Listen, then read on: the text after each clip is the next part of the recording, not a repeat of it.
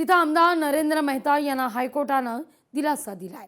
आमदार निवडणुकीला आव्हान देणारी याचिका फेटाळली आहे। आरोपांविषयी स्पष्ट तपशील नसल्यानं ही याचिकाच फेटाळून लावली आहे। भाजपचे मीरा भाईंदर मतदारसंघाचे आमदार नरेंद्र मेहता यांच्या निवडीला आव्हान देणारी निवडणूक याचिका मुंबई हायकोर्टानं फेटाळून लावलेली आहे।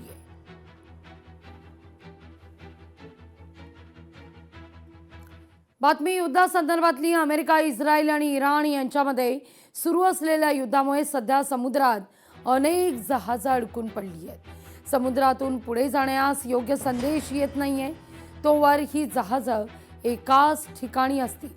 अनेक दिवसांपासून पुढील संदेश येण्याची ही जहाजं वाट पाहत आहेत।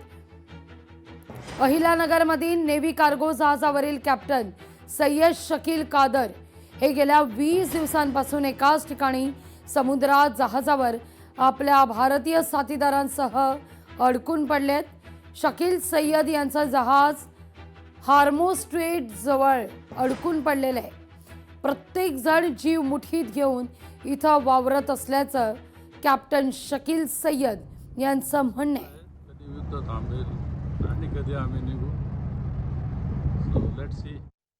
मी शिपवर कॅप्टन आहे आणि माझं शिप आता सध्याला हार्मो स्ट्रेट जवळ आम्ही शेल्टर घेतलेलं आहे युद्धाच्या परिस्थितीमुळे। आणि सिच्युएशन इकडे खूप टेन्स आहे, कधी पण काही पण होऊ शकतं। मिसाइल्स, ड्रोन्स, इंटरसेप्टर शिप्स वरून पास होत आहेत आणि तरी आम्ही सगळी प्रिकॉशन घेतोय।